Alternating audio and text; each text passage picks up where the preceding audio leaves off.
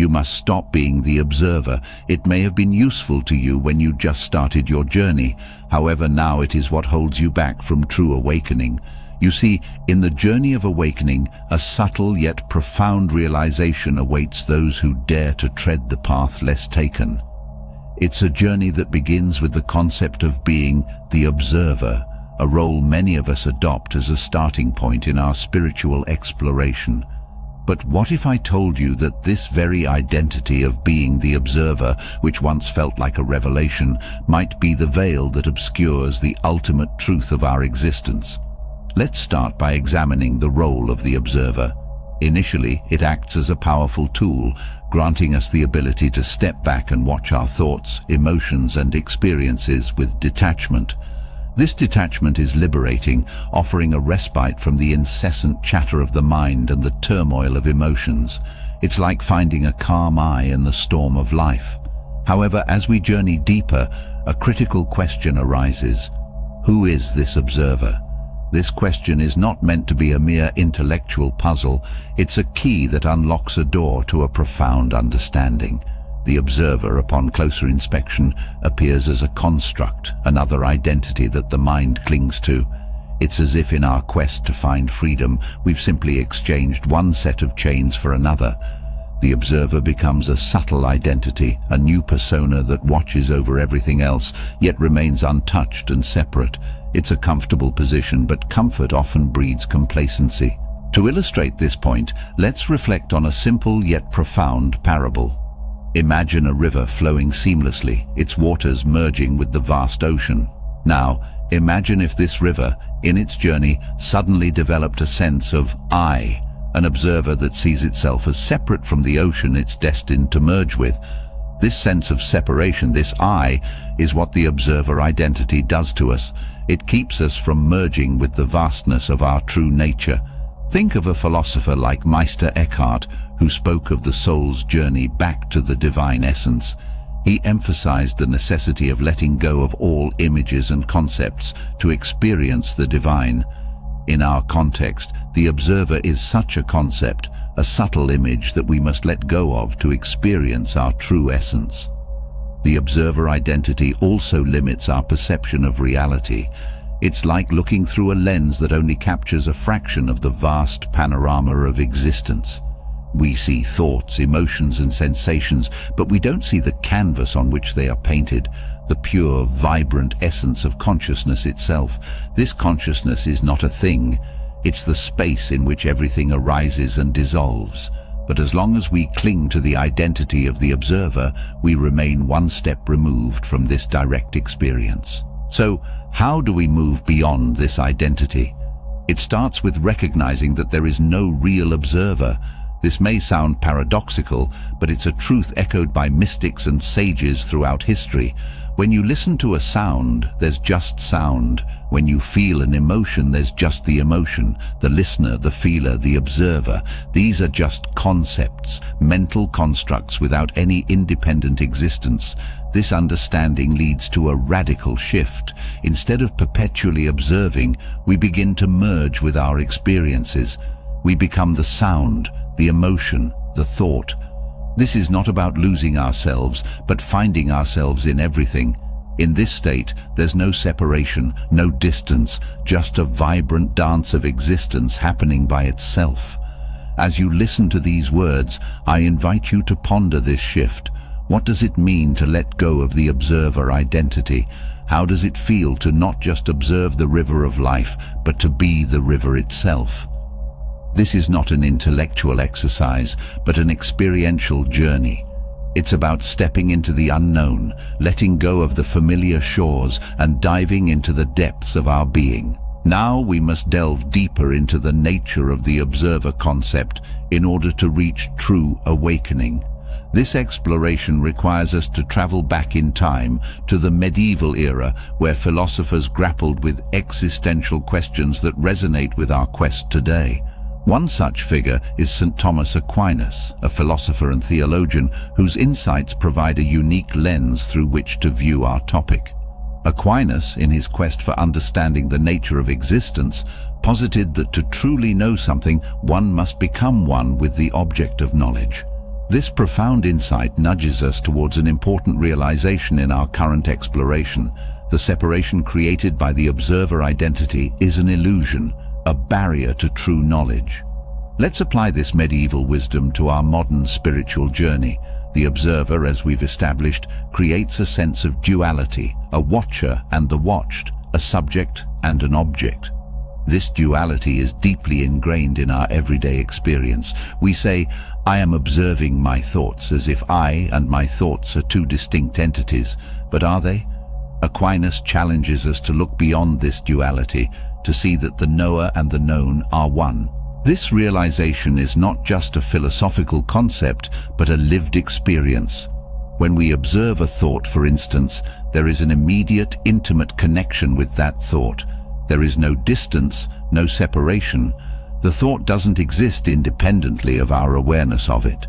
This is a radical departure from the observer identity, which maintains a safe distance from the observed. Furthermore, Aquinas' emphasis on the unity of the knower and the known invites us to reconsider our understanding of consciousness. Typically, we think of consciousness as something we possess, like an object. But in truth, consciousness is not an object. It is the very essence of our being. When we say, "I am conscious," it's not that I have consciousness, rather, I am because of consciousness. This shift in understanding is pivotal in deconstructing the observer identity. But how does this philosophical insight translate into our daily spiritual practice? It invites us to engage with our experiences more intimately. When observing a thought or emotion, we don't remain aloof. We dive into it, understanding that the observer and the observed are not two, but one. This doesn't mean losing ourselves in the thought or emotion. Rather, it's about realizing the inseparability of our awareness from the experience. We come to see the limitations of the observer identity more clearly. The identity, which once seemed like a sanctuary, now appears as a self-imposed exile from the richness of our experiences. We begin to understand that true awakening isn't about observing life from a distance. It's about participating in it fully, without the intermediary of a separate observer. This participation doesn't mean losing discernment or wisdom. On the contrary, it leads to a more profound understanding of the nature of reality. As we dismantle the observer identity, we start to experience life in its raw, unfiltered form. This experience is not chaotic or overwhelming. It's a harmonious flow where the distinction between the observer and the observed dissolves into a symphony of existence. As we delve deeper into our spiritual journey, leaving the shores of the observer identity, we arrive at a profound realization. Consciousness, the very fabric of our existence, eludes the grasp of the mind and ego. Understand that consciousness cannot be comprehended in the usual ways we understand the world around us. To grasp this concept, let's first consider the nature of the mind and ego.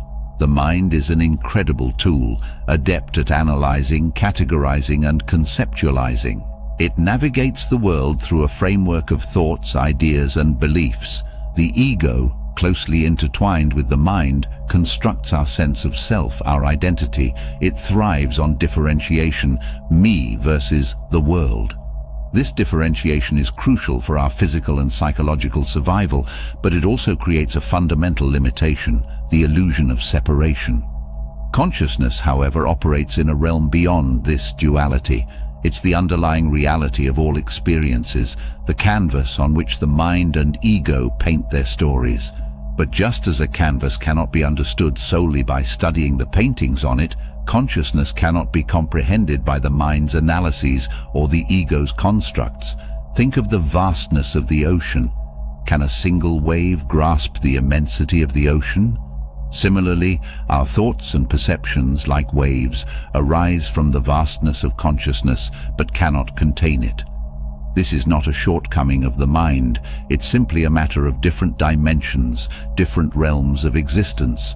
This realization has profound implications. It suggests that the ultimate truth of our being, the essence of who we are, cannot be captured in thoughts or concepts. The mind, which seeks to categorize and define, finds itself at a loss when confronted with the boundless nature of consciousness. It's like trying to capture the sky in a net. To understand consciousness, we must therefore transcend the usual tools of comprehension. This doesn't mean abandoning the mind or ego. Instead, it involves using them in their rightful place while recognizing their limitations. We begin to see the mind and ego as instruments in the symphony of our existence, not the conductors of it. How then do we approach consciousness? The key lies in direct experience. Consciousness is known not through thinking about it, but by being it. It's a knowing that is immediate and intimate, beyond the realm of intellectual analysis. This knowing is akin to the way you know you exist, not as a thought but as a fundamental, undeniable experience. In this light, meditation and mindfulness practices take on a new meaning.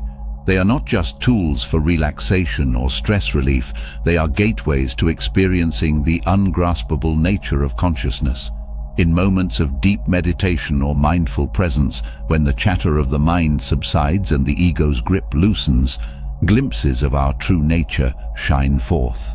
With the knowledge we have acquired, it's crucial to understand the intricate role thoughts play in maintaining the observer identity. Thoughts are the architects of our inner world. They construct our reality, shape our perceptions, and define our sense of self. The mind, a relentless storyteller, weaves narratives that form the backdrop of our existence. These narratives are powerful, so much so that they can keep us entrenched in the identity of the observer, perpetually separated from the true essence of our being. Consider for a moment the nature of your thoughts. They arise, linger for a while, and then dissolve, much like waves on the ocean's surface. Each thought seems to carry a sense of I, an egoic center around which our experiences revolve. This I, however, is nothing more than a thought itself, a fleeting construct that gives a false sense of continuity and coherence to our experiences. The persistence of the observer identity is largely due to our identification with this I. We often hear inner narratives like, "I am observing my thoughts," or "I am aware of my emotions." These statements, while seemingly insightful, subtly reinforce the notion of a separate observer. It's as if there's a constant commentator in our heads, narrating the story of our lives, keeping the character of the observer alive and active. But what happens when we start paying close attention to these thoughts? When we observe them not as an aloof observer, but as an integral part of what's being observed? This is where the magic begins. We start to see that thoughts are just thoughts, ephemeral, insubstantial, and without an independent self. The solidity of the observer identity begins to crumble as we realize that the I in our thoughts is just another thought, a part of the passing show of consciousness. This realization brings a profound shift in perspective. We no longer view thoughts as definitive truths about who we are, but as fleeting appearances in the vast sky of consciousness. The distinction between the observer and the observed starts to blur. We begin to experience moments where the commentator in our heads goes silent, and what remains is a pure, unmediated experience of life. We create space for a deeper insight to emerge. Thoughts are not the enemy. They are not something to be eliminated or transcended. Instead, they are to be understood for what they are, ripples in the ocean of consciousness, valuable in their own right, but not definitive of the ocean's depth and expanse. In this crucial stage of our journey, we turn our attention to the power of inner dialogue in shaping our reality and its role in the manifestation of our deepest intentions.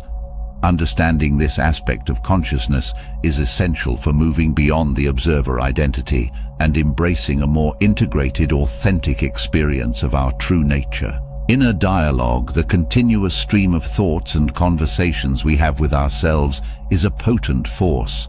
It not only reflects our deepest beliefs and assumptions about the world, but also actively shapes our experience of reality. Every thought, every word we tell ourselves acts like a brushstroke on the canvas of our consciousness, painting the picture of the life we experience. Neville Goddard was a thinker who believed strongly in the power of our thoughts and feelings. Goddard thought that what we imagine in our minds can become real in our lives. He said that our inner conversations, the things we tell ourselves in our thoughts, have a big effect on what happens to us. According to Goddard, when we change our inner talk, we can change our lives. Goddard's ideas are simple but powerful. He suggested that if we want something, we should imagine as if we already have it. This isn't just wishing for things, it's more about feeling and believing that we already have what we want. For example, if you want to be happy and successful, you should start thinking and feeling like you are already happy and successful. However, this power is often wielded unconsciously. We get entangled in habitual patterns of thinking and speaking to ourselves, many of which reinforce the observer identity and our sense of separation from the world. Phrases like, "I can't," "I'm not good enough," or "this is just the way I am," are not mere words. They are affirmations of a limited self, a self that observes life from the sidelines, disempowered and detached.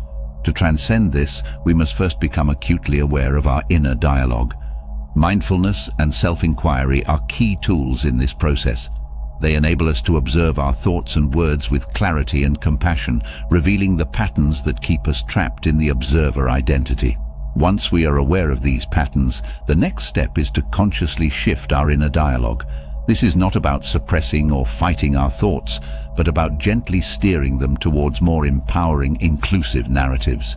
It involves replacing limiting beliefs with affirmations of our interconnectedness, potential, and wholeness. For example, instead of thinking, "I am observing this situation," we might shift to, "I am part of this situation." This subtle change reflects a profound shift from separation to integration, from the observer to a participatory experience of life. The power of this shift is immense. It's like turning the rudder of a ship, redirecting the course of our journey. As our inner dialogue changes, so does our experience of reality. We start to manifest a life that reflects our true nature, one that is not limited by the narrow confines of the observer identity. Furthermore, this shift in inner dialogue opens us to the realization that we are co-creators of our reality. The world is not something that merely happens to us. It's a dynamic interplay of our consciousness and the fabric of life. This understanding empowers us to engage with life more fully, to manifest our deepest intentions not as detached observers, but as active, integral participants in the dance of existence. We have now arrived at the final and perhaps the most profound leg of our journey, embracing nothingness as consciousness. This is the pinnacle of our exploration, where the dissolution of the observer identity leads us into the heart of true awakening. Here, we confront the ultimate paradox and the deepest truth of our existence. The concept of nothingness often evokes a sense of emptiness or void, but in the realm of spiritual awakening, it signifies something far more significant. Nothingness here is not an absence, but the very ground of being, the essence of consciousness itself. It's the realization that at the core of everything, beyond the layers of thoughts, emotions, identities, and forms, there is a profound stillness, a boundless expanse from which all of life emerges. This realization can be unsettling at first. The mind, accustomed to dealing with concepts and objects, finds it hard to grasp the idea of nothingness. It seeks to fill the void, to label and understand. But true understanding comes not from grasping, but from letting go, not from adding more knowledge, but from shedding the layers of misconception. Embracing nothingness requires a radical shift in perspective.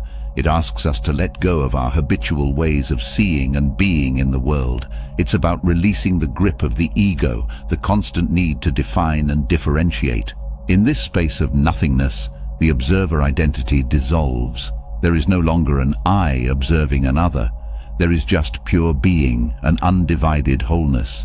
In this state, consciousness is no longer an abstract concept. It is our lived reality. We realize that consciousness is not something we have, it's what we are. This is the paradox of nothingness. It is empty of all things, yet full of all existence. It's the canvas on which the dance of life is painted, yet it remains untouched and unblemished by the colors of experience. To embrace this understanding is to experience freedom in its truest sense. It's a liberation from the confines of the conditioned mind, from the illusion of separation. In this space, life flows with a natural ease. There is a harmony and spontaneity that arises when we align with the fundamental truth of our being. So as you step forward from here, carry with you the essence of what has been explored. Let it not just be a memory or a concept, but a living truth that guides your way. The journey of awakening does not end here. It continues in every breath, every step, every heartbeat. In embracing nothingness, you have opened yourself to a world of infinite possibilities, a reality where the observer merges with the observed, where the seeker becomes the sought, where you are finally home in the boundless heart of existence. I hope you enjoyed this video. If you did, feel free to subscribe to the channel. Thanks for embarking on this journey with me.